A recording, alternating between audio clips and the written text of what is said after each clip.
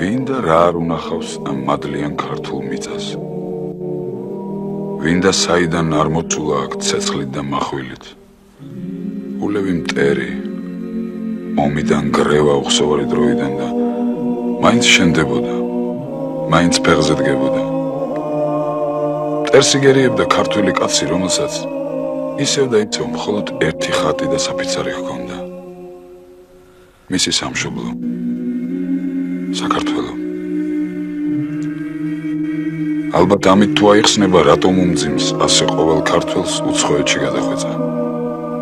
ალბათ აქ უნდა ვედიოთ ქართული მიმტევებლობის ფესვები, რამაც დღეს საქართველო მრავალი სხვა ერის შვილისათვის მეორე სამშობლოდ აქცია.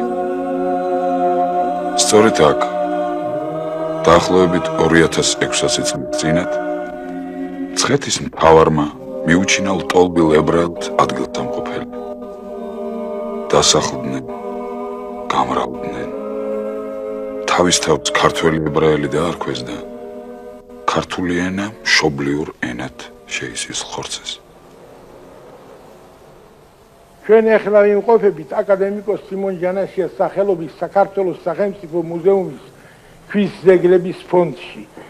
აქ ქართულ წარწერებთან ერთად დაცულია საინტერესო უცხოური წარწერების ბერძნული, არამეული, ებრაული, აი მაგალითად ეს ქვა ებრაული მცხეთიდან, რომელიც აღმოჩენილი იქნა ბაიერნის მიერ 1872 წელს.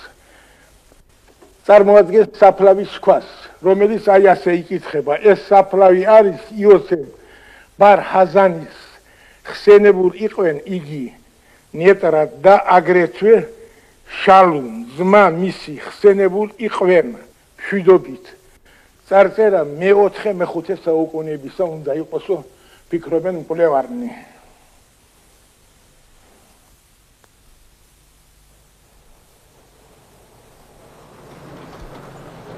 თბილისში ერთ პატარა მოედანზე ქართული ტაძარი, სომხური ეკლესია, მეჩეთი და სინაგოგაა.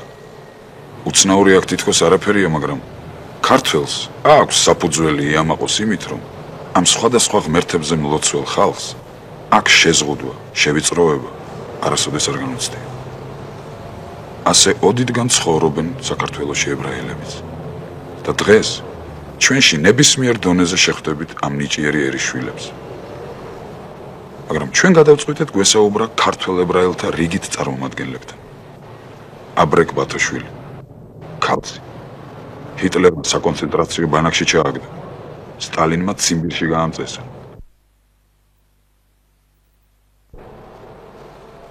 მე ესე მგონია, რომ საკუთარ თავზე ისევე ძნელია საუბარი, როგორც მობარებული ფულის ხარჯვა.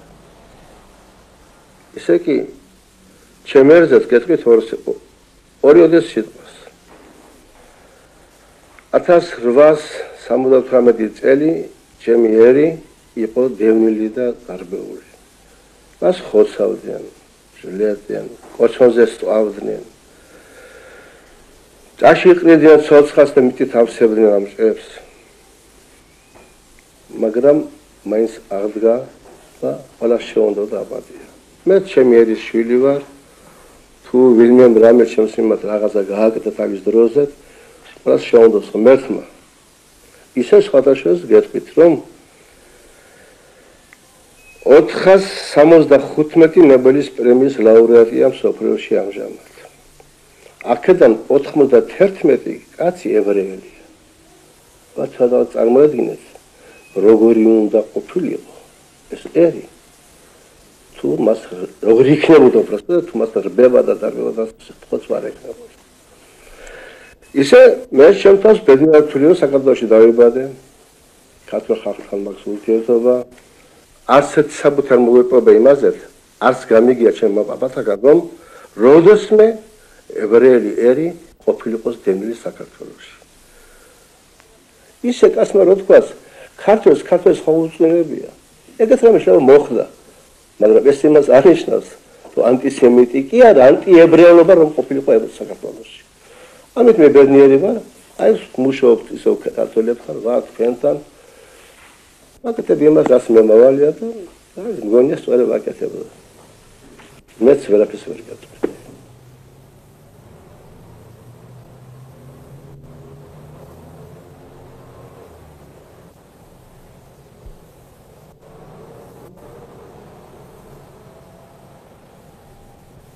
საქართველოს მეცნიერებათა აკადემიის კორნელი კეკელიძის სახელობის ხელნაწერთა ინსტიტუტი.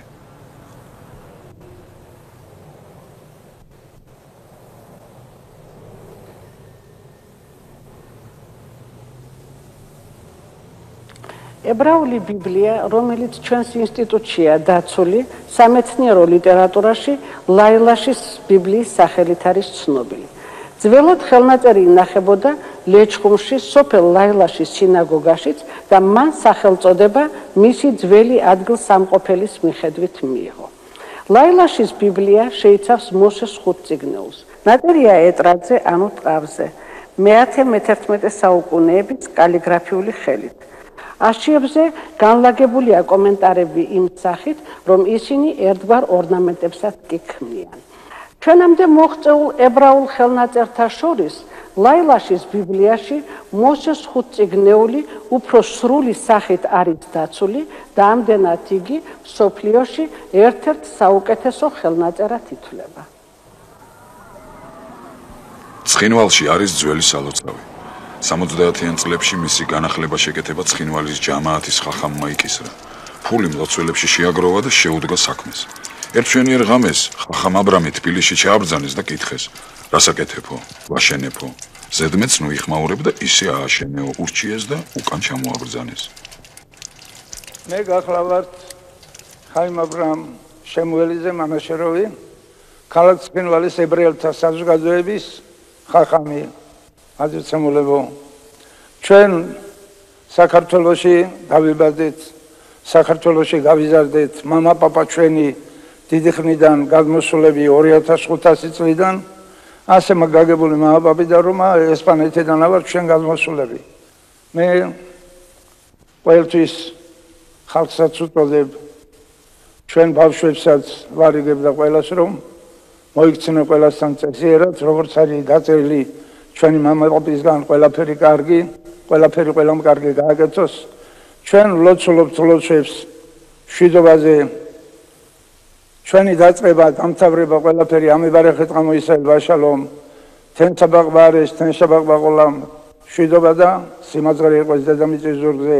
სოფლიოს უსურებ მე რომ ისეთი მშვიდობა ამყოფოს დედამიწის ზურგზე, როგორც მოგახსენეთ მე, გელმა და ცხვარმა ერთად უნდა ზოოსო და აი ესეთი მშვიდობა დამყარდეს სახელმწიფოებში, რომ ერთი მეორეზე თხამგლად არ იყვნენ.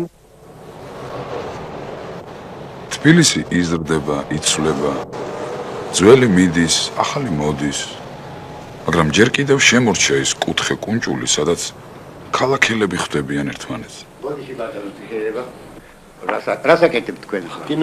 კინოს იღებთ. საახალწლოდ იღებთ თუ ვაფშე ქალაქის ამბავი გინდათ გაიგოთ თუ ერის ამბავი გინდა გაიგოთ როგორ ცხოვრობთ გაიგოთ. ჩვენ ვიღებთ ახლა კინოს ქართველი ებრაელების ცხოვრების შესახებ. თავიდან თუ ახლა როგორ არის ისტორიიდან დღემდე ჩვენი ცხოვრება ასეა. დავიბადეთ, გავიზარდეთ, ნამდვილი თბილისელები ვართ, კარელები რომ მიტყვიან, თბილისელები, რომელსაც გვიყვართ ჩვენი ქალაქი, ჩვენი კუთხე. მე ვარ სომეხი. საქართველოში გაზილი ვარ. საქართველოში ჩვენ ისე ვართ, რომ ჩვენ ნამდვილად როგორც ძმები ისე ვცხოვრობთ. არ ყოფილა ისეთი ლაპარაკი თუ შენ რაჯული ხარ, ან მე რაჯული ვარ. ჩვენ აქ ვცხოვრობთ ქართველი, ებრაელი, აზერბაიჯანელი, რუსი, აშორი, ყველა ენა. შეიძლება. მე დავიჭერ, მიგზანებ. ჩვენ ვართ წარმოშობით მამა-პაპით ებრაელები, რომელებიც დავიბადეთ და გავიზარდეთ დედაქალაქ თბილისში. ყველანაირი ერის მეგობრები მყავს. ყველანაირი და ვართ ისე, როგორც რომ აი ჰალალი ძმები. ეს ვისაც რომ თბილისში უყვარს. გამჩენით რომ ხელშეც ყველაფერი. ადამიანის სიცოცხლეს მოძრაობა, ჭამა, ძმა, ჩაცმა, დაყურება, თვალის გახელვა, მოძრაობა და დაწენება და ხაჭა და ესენი თუ ყველაფერი იმის ხელშია. რასაც მოგინიჭან გამჩენ იმით უნდა გაატაროს შენი პროცესები. ჩვენ საკითხად წინში თორაში წერია 10 ცნება.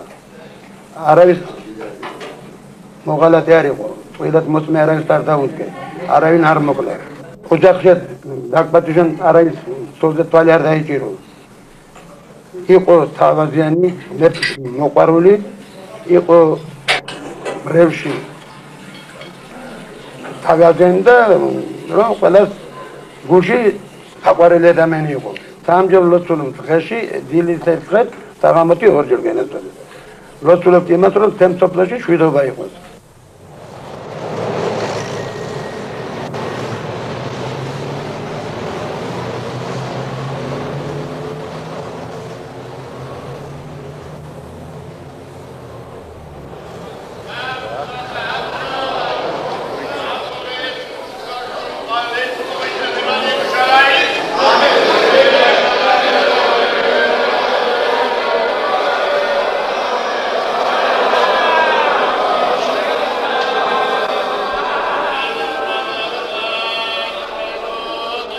ახალმა დრომ და პოლიტიკამ წარმოუდგენელი სიახლეები მოგვიტანა. გაადვილა არა მარტო ისრაელში საცხოვრებლად წასვლა, არამედ სტუმრად მისვლა მოსვლაც.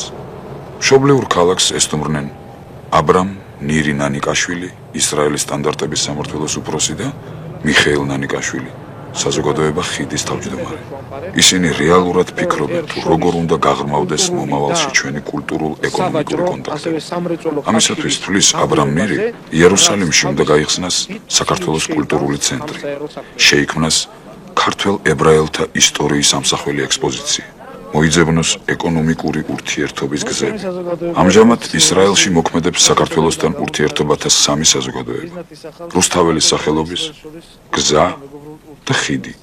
ამ საზოგადოებებში გაერთიანებულია ქართველ ებრაელთა დიდი ნაწილი. გამოდის ქართულენოვანი ჟურნალ-გაზეთები, მოქმედებს რამოდენიმე ქართულენოვანი თეატრი, ქორეოგრაფიულ-ვოკალური ანსამბლები.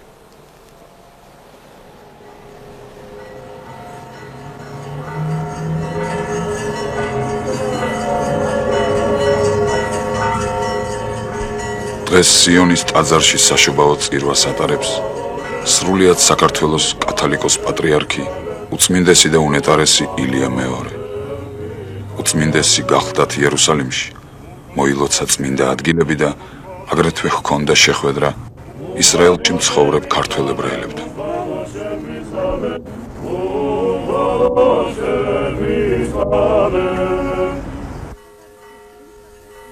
ურთიერთობას ქართველებსა და ებრაელებს შორის აქვს დიდი ისტორია, დიდი წარსული და დიდი ტრადიციები. ურთიერთობა ითვლის 2006 წელს.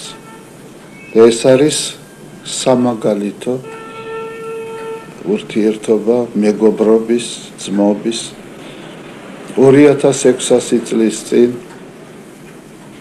ებრაელები ჩამოვიდნენ საქართველოში და ამდენი ხნის მანძილზე ისინი გრძნობენ თავის თავს, როგორც თავის სამშობლოში, თავის სახლში. პირველი წმინდანი,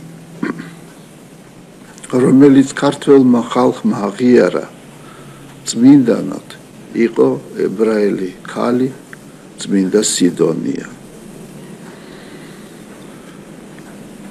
შემდეგ უფრო ძლიერდებოდა ურთიერთობა საქართველოსა და ისრაელს შორის. ცნობილია ისტორიიდან, რომ როცა მოხდა გაქრისტიანება საქართველოსი, მეფე მირიანმა იყიდა ადგილი იერუსალიმში. ეს არის ის დალოცვილი ადგილი, სადაც შემდეგ აშენდა იერუსალიმის ჯვარის მონასტერი.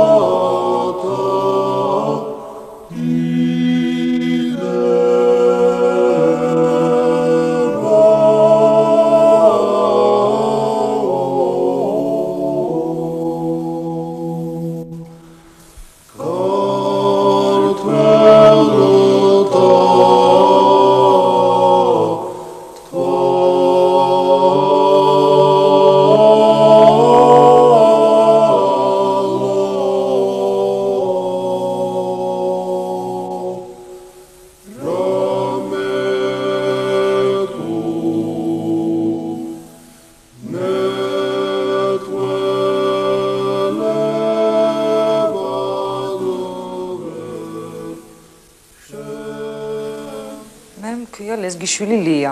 დავიბადე და ცხოვრობ საქართველოში. მუშაობ კახიანის სახელობის რკინიგზის საავადმყოფოში. ვარ კონკავშირის კომიტეტის მდივანი. ლიკა რათვისებებს საფასებ ყველაზე მეტად ქართველ ხალხში? ქართულ ხალხში ყველაზე მეტად ვაფასებ ნიჭს, სიკეთეს, სითბოს, სიმამაცეს და ებრაელ ხალხში იგივე თვისებებს ვაფასებ.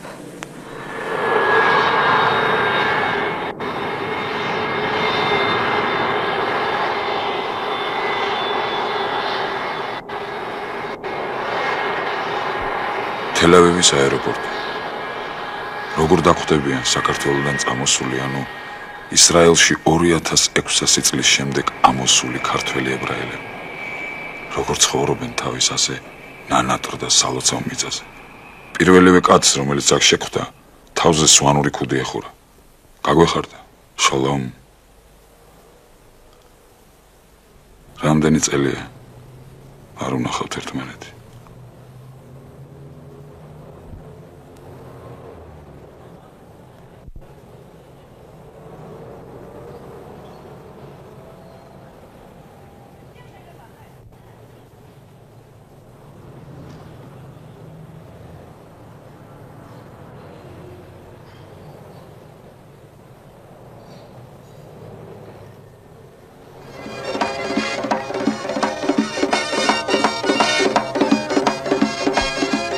სინამდვილემ მოლოდინს გადააჭარბა. ქართული ცეკვა იერუსალიმის, ანუ ერუშალაიმის ფონზე. ამ ფანტასტიკურ ქალაქს ერთნაირად ცემს თაყვანს მსოფლიოს ყველა ებრაელი, ქრისტიანი და მაჰმადიანი. ყოველი ადლი ამ მიწისა წმინდათა წმინდაა ყველა ღვთისმორწმუნესათვის.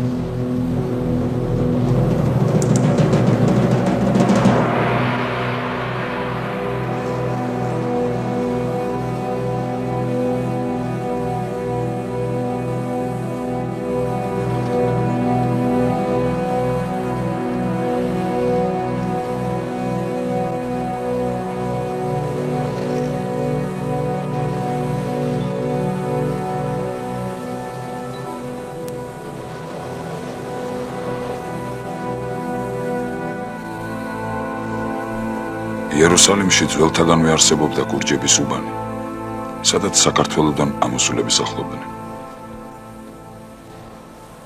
გამარჯობათ. ჩემი სახელი არის რაფი ბარლავი ბალუაშვილი. მე აქაური დაბადებული ვარ. დავიბადე იერუშალიმში, ძველი იერუშალიმში ქუჩა. ჩემი შობლები, მამა ქუთაისელი არიან. ჩემი ბაბუა დავიდ ბალუაშვილი. პირველი ამოსული ქართველები რომავიდნენ ისრაელში. მე ამ დღეებში ვიყონეს ჩემ სახლში ძველი დოკუმენტი, ისტორიული დოკუმენტი. ქართული, რუსული პასპორტი, ნიკოლაი ცარის პასპორტი. ჩემი ბაბუას პასპორტი. წერია აქ დავიდ ბალუაშვილი. პირველი რომავიდნენ გრუპი ისრაელში. ჩემ გვერდში ზეს ჩემი ოჯახობა. რატომ თქვა ესე? რა მე რაფი ბალუაშვილი ვარ ამ ამბავში, რომ ქართული ჯამაათი ვარ მოვეხმარო. სხონებული ჩემი მამა. რო იყო აბა 40 უკან.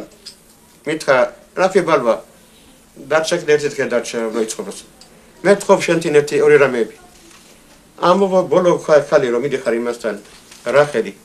მე თქვა იმასთან დაიკორწილე. მამე ხერი გამიფიცა. ე ბატონო, ე მამა. მორელმა შემიფიცა. შვილო რაპო. არა ახლა 10 დღე, 10 წელი, 20 წელი შენი ძმები მოვლიან ისრაელში ქართველები. ამიფიცა რომ უნდა მოეხმარო. სუყანანი. ნათესები სუყანანი. ე მამა, მოგეხმარო. ბარუხ ჰაშემ. ჩემი მეგობარი იოსეფ სეფიაშვილი. ერთად ვიყავი მეორე ომში, ფაშისტების გერმანიის ნაცისტების ომში ერთად ვიყავი.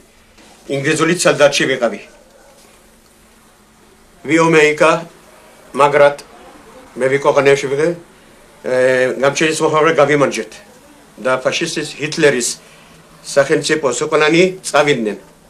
ახლა უნდა განახაკა ისტორიკალ შემიშოვლების და ნაცისტების ინსტრუმენტები, ჯოხა, ხანჯარი, ხანძი, ძველი კიდუშის შაბათის ჩიკები. მეორე ვიტრინაში რა გაქვთ? თუ გინდა განახა. ესე ჩემი ძველი იარაღები არიან.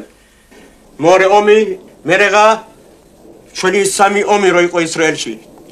მე ჩემი აზრი არის, რომ გაყოფა ომი და ომები შიდობა გვინდათ. ამ იარაღები უნდა იყოს კედელში.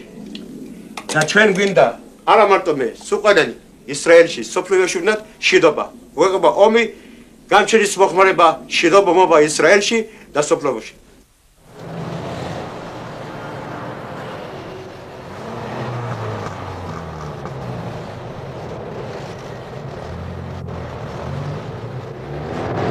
რუსალიმის უნივერსიტეტთან არსებულ პენსვის სახელობის ინსტიტუტში ქართული კულტურის პროპაგანდისტმა გერშონ ბენ ორენ წიწუაშვილმა შექმნა ქართული ლიტერატურის ფონდი, რომელიც იქცა ქართველოლოგიის ოფიციალურ ცენტრად.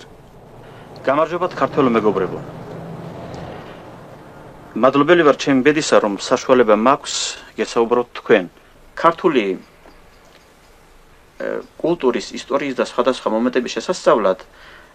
არც თუ ისე იშვიათად არიან ჩვენი სტუმრები უცხოეთის უნივერსიტეტებიდან, ევროპის და ამერიკის უნივერსიტეტებიდან ძირითადად. პირველ რიგში საჭიროა აღინიშნოს ბიბლიოგრაფია. ბიბლიოგრაფია საქართველოს ებრაელთა შესახებ, რომელიც ფაქტიურად წარმოადგენს ბიბლიოგრაფიას არა მხოლოდ ქართულ ებრაელთა შესახებ, არამედ აგრეთვე ქართულ ებრაულ კულტურულ ურთიერთობათა შესახებ და აგრეთვე იმ კულტურის ნაშთების შესახებ, რომლებიც ისრაელის ტერიტორიაზე არსებობს. საინტერესო აღნიშნოს აგრეთვე ჩატარებული გამოკვლევა საქართველოს ებრაელთა სამეტყველო ენის შესახებ. ამ გამოკვლევაში შევეცადე წარმომედგინა არა მარტო ქართულ ებრაელთა მეტყველება, არამედ იბერიულ კავკასიური ენების შესახებ გარკვეული მეცნიერული ინფორმაციის მიცემა და წარმომეჩინა აგრეთვე ქართული ანბანი.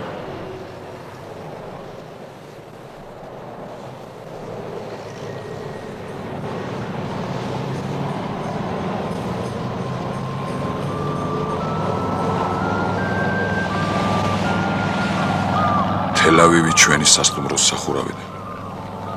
აქ და მახლობელ ქალაქებში, რომლებიც თითქმის შეერწყა თელავივს, ცხოვრობს საქართველოდან ამოსული ბევრი ებრაელი. სხვებთან ერთად გამოდის გაზეთი ალია ქართულ ენაზე, მოქმედებს რუსთაველი საზოგადოება და ორივე ამ წამოწყებას სათავეში უდგას აბრამ სეფიაშვილი.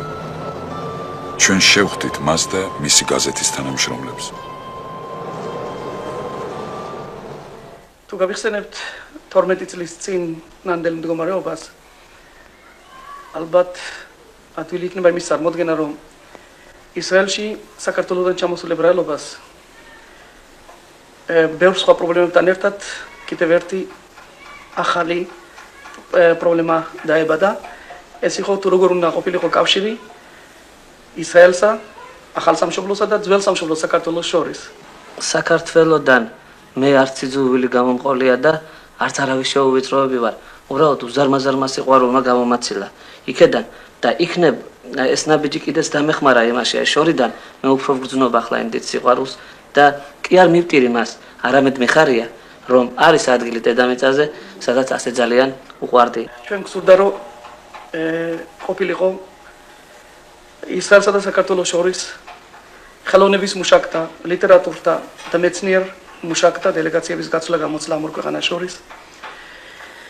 უნდა მოხდარიყო ქართული კულტურის ძეგლების შესწავლა და მიკვლევა ისრაელის ქვეყანაში და ამავე დროს ებრაული კულტურის ძეგლების მიკვლევა და შესწავლა საქართველოში. ისრაელმა, როგორც მიკროსამყარო, რომელშიც ყველა ქვეყნიდან ჩამოსული ებრაელები ცხოვრობენ, წარმოაჩინა, რომ ქართველი ებრაელობა არის ძალზე გამოკვეთილი და თვითმყოფადი თემა. რითი იყო გამოწვეული თქვენი წამოსვლა ისრაელში? პირველ რიგში იმით რომ მე გახლავართ ებრაელი და ებრაელი ერი თავისი იერუსალიმიდან განდევნიდან დღემდე ყოველწლიურად ფიცავდა ღმერთს რომ არასდროს არ დაივიწყებდა იერუსალიმის ქვეყანას რომელიც მისი ისტორიული სამშობლოა და ჩემი ისრაელის ქვეყანაში ჩამოსვლის ანუ უბრალოდ ამოსვლის თავარი მიზანი სწორედ ეს გახლდათ რომ შევერთებოდი ჩემ ერს და უბრუნებოდი ჩემი ისტორიული სამშობლო აქ არის მიუხედავად იმისა რომ ჩვენ 2500-2600 წლის წინ დავშორდით ამ ქვეყანას მაინც თაობიდან თაობაზე გადაეცემოდა ებრაელებში თავისი ძველი სამშობლოს სიყვარული